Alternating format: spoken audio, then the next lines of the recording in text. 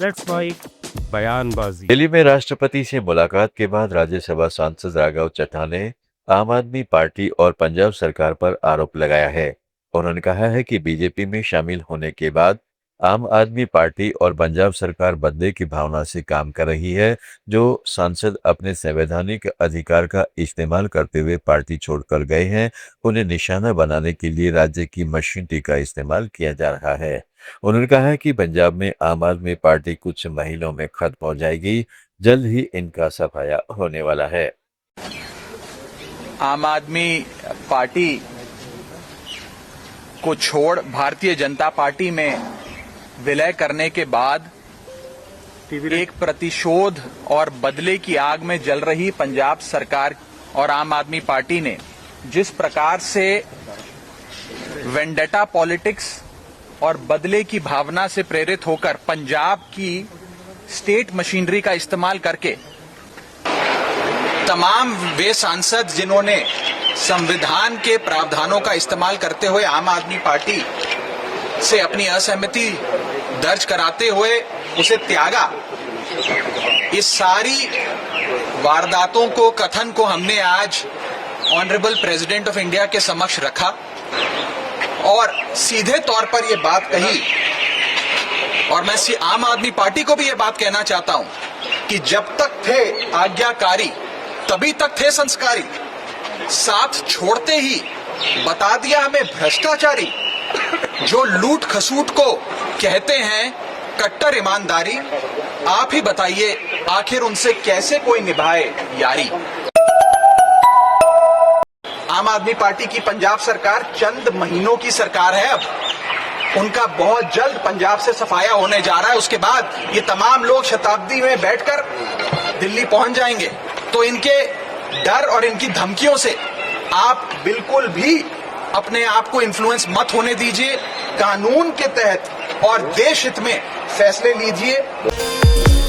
दिल्ली में IIT Madras technology summit 2026 को लेकर केंद्रीय मंत्री धर्मेंद्र प्रधान ने कहा है कि मैं आईआईटी मद्रास को मिलकर भारत बनाने की इस पहल के लिए बधाई देना चाहता हूं। प्रधानमंत्री मोदी के नेतृत्व में सरकार देश में नया रिसर्च और इनोवेशन इकोसिस्टम बनाने के लिए प्रतिबद्ध है। उन्होंने बताया कि सरकार ने प्राइवेट सेक्टर और स्टार्टअप्स को बढ़ावा देने के लिए 1 लाख करोड़ रुपए का रिसर्च डेवलपमेंट और इनोवेशन फंड तय किया है। धर्मेंद्र प्रधान ने यह भी कहा है कि भारत का टैलेंट अब सिर्फ देश ही नहीं बल्कि पूरी दुनिया के लिए समाधान तैयार करेगा। साथ ही उन्होंने जानकारी दी कि अगले महीने फ्रांस के नीस में भारत की डीप टेक्नोलॉजी की बड़ी प्रदर्शनी आयोजित होगी, जिसमें प्रधानमंत्री नरेंद्र मोदी और फ्रांस के राष्ट्रपति एमेनुअल मैक्रों भी शामिल होंगे। Congratulating IIT Madras for this initiative to build Bharat, from IIT Madras to build Bharat together. The good idea. They have been assigned the status of Institute of Eminence. They have given some resource, they have given some assistance. Utilizing those resources, they have created new verticals, especially on the innovation and research. Now, on the leadership of Prime Minister Narendra Modi ji, our government is committed to create a new research and innovation ecosystem in country, starting from Atal Tinkering Lab to high-end research funded by ANRF. Government of India has allocated 1 lakh crore rupees per RDI Research Development Innovation Fund, giving grant to private sector, giving soft loan to innovate grant to startups. It will work as a fund of the fund. We are committed, being an aspirational country, aspirational society. Our talent pool will create solution for not only for our country, they will create solution for global south, for the global human being. I am confident our IIT ecosystem and institutions like Madras will come out with a flying color in these initiatives. Sir अगले महीने Bharat innovates का भी आयोजन हो रहा है France के नीस में। अगले महीना भारत फ्रांस में नीस में भारत की डीप टेक्नोलॉजी की एक बहुत बड़ी एग्जीबिशन आयोजन करने वाला है। देश की प्रधानमंत्री माननीय नरेंद्र मोदी जी और फ्रांस की प्रेसिडेंट आदरणीय मैक्रन दोनों उस उद्घाटन में रहेंगे। मैं मानता हूं भारत की कैपेसिटी को दुनिया में दिखाने के लिए भारत की इंस्टीट्यूशंस की 100 से ज़्यादा डीप टेक उसमें आएंगे, निश्चित रूप में वो वैश्विक इम्पैक्ट डालने वाला है। राहुल गांधी के यूबीटी पार्टी और राज्यसभा सांसद संजय राउत ने कहा है कि अगर ममता बनर्जी ने चुनाव से पहले राहुल गांधी के साथ बैठक कर ली होती तो आज चुनाव के नतीजे कुछ और हो सकते थे।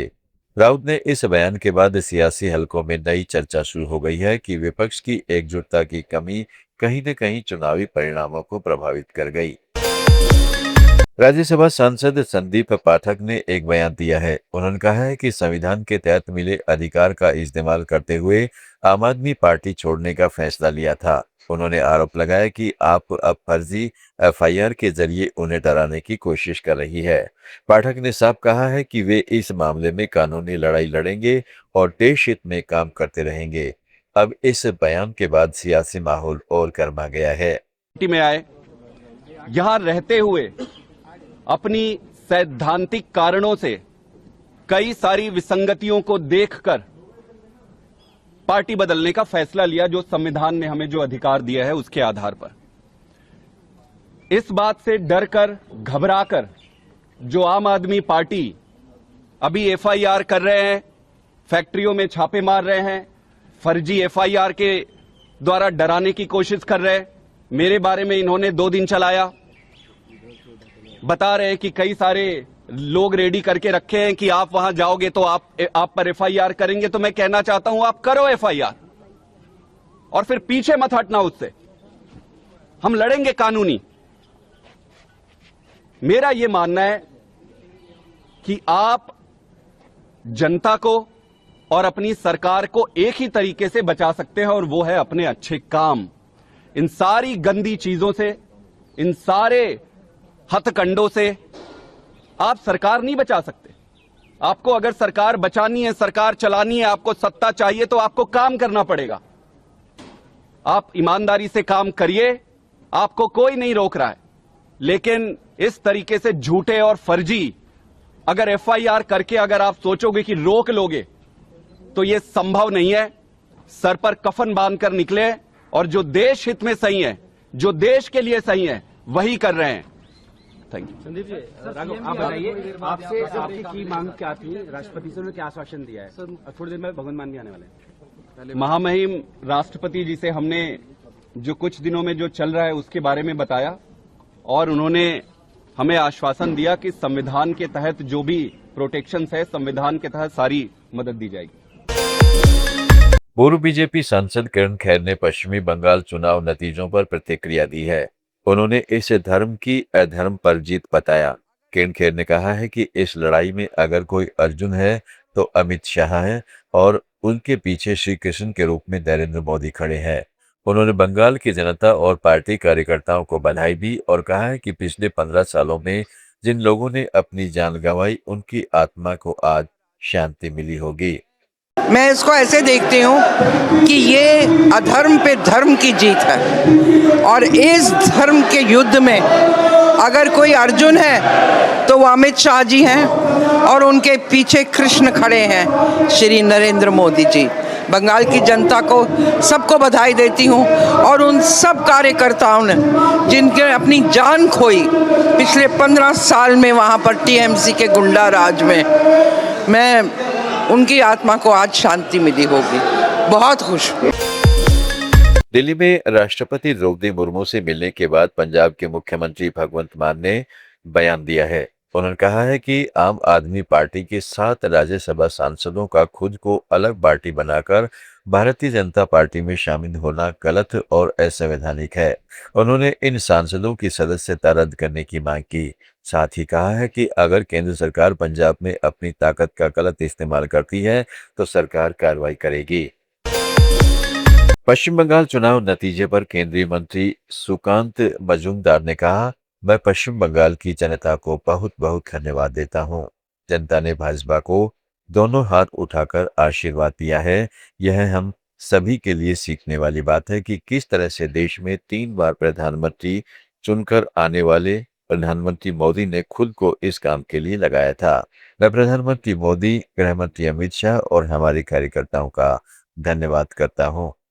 आपका क्या रिएक्शन, क्या लग रहा है? देखिए, जनता को मैं बहुत बहुत धन्यवाद दूंगा, पश्चिम बंगाल की जनता को, जिस तरीके से जनता ने दोनों हाथ से भारतीय जनता पार्टी को दोनों हाथ उठाकर आशीर्वाद किया। और उसके बाद मैं आदरणीय प्रधानमंत्री श्री नरेंद्र मोदी जी को, आदरणीय गृह मंत्री जी को और आदरणीय राष्ट्रीय अध्यक्ष जी को मेरा बहुत बहुत आभार। उन्होंने जिस तरीके से, स्पेशली आदरणीय प्रधानमंत्री जी और आदरणीय गृह मंत्री जी ने जितना समय दिया, अपने आप को खपाया, ये हमारे लिए सीखने लायक है कि एक व्यक्ति जो तीन बार का भारत जैसे महान देश का प्रधानमंत्री बनने के बाद और दुनिया के सबसे जनप्रिय नेता होने के बाद भी एक स्टेट के कार्यकर्ताओं के लिए अपने आप को इस तरीके से खपा देना, ये हमें बहुत कुछ सीखने को देता है। पॉलिटिक्स में जो भी लोग हैं, इररेस्पेक्टिव ऑफ पार्टी, सबको सीखने लायक बात है। मैं आदरणीय प्रधानमंत्री जी को बहुत बहुत नमन करता हूं।